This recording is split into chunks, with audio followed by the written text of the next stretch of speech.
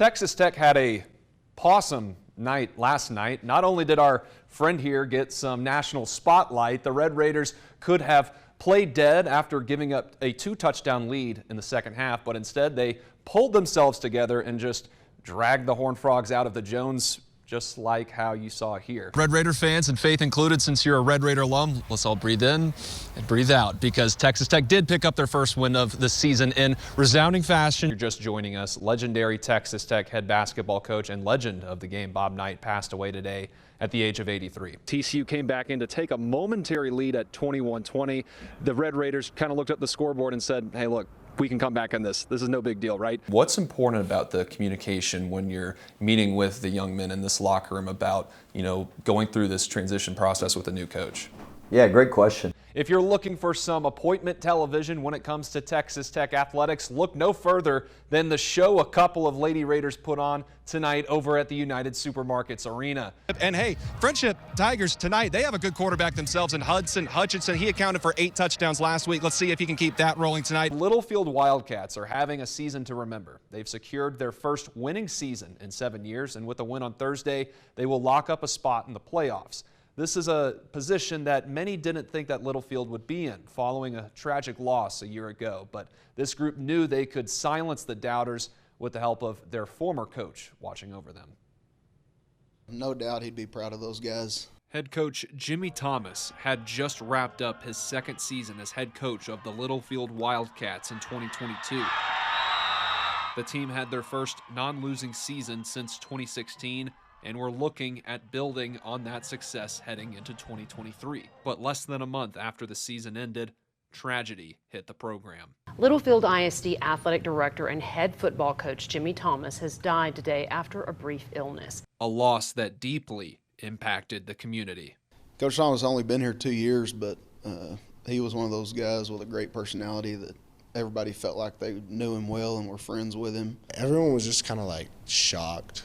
Like we didn't really know what to think because it just happened so quick. Everybody had that look in their eyes. We were all feeling down.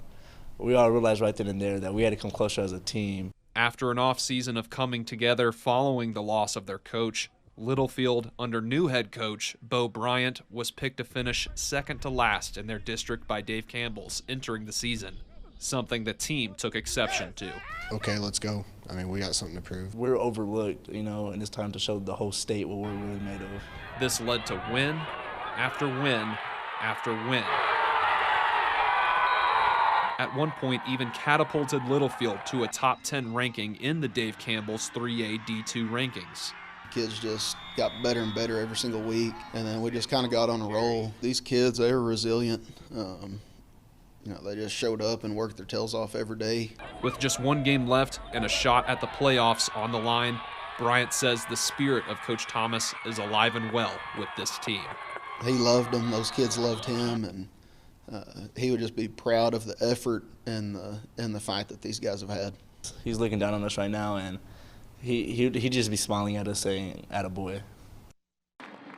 Coach, it's been a whirlwind of the last few days from the moment you guys won the NIT to the moment you came to Lubbock. Have you had a chance to just take it all in ever since you've been here? Man, good question. No, I have not. There were 2 moments that I will always remember. One was as soon as the game ended in Vegas, our staff sat in a room by the locker room just with the door shut.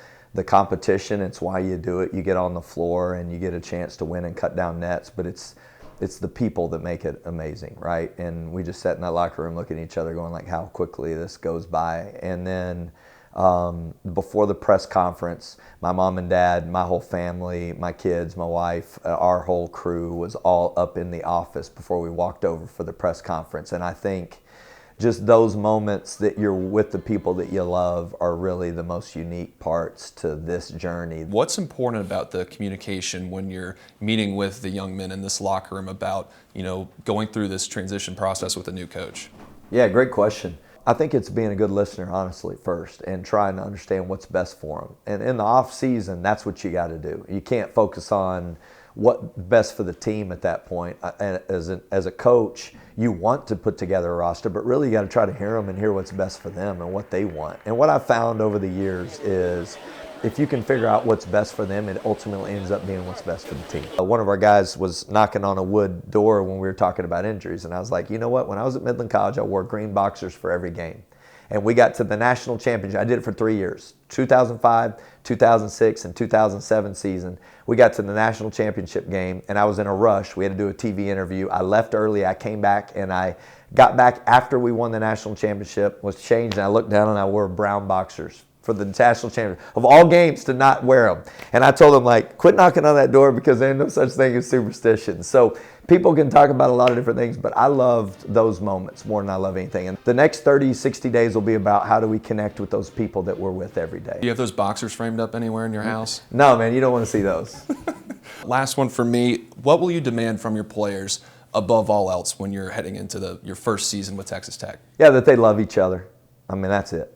I mean, you will, if you love each other well, then you'll go out there and compete and give your heart to winning. And I think that translates to life. But ultimately, when you get in that locker room, there's a love for each other that I think supersedes all the things that other people have as an expectation. And that starts with me. And I'll be a guy that loves them with all my heart.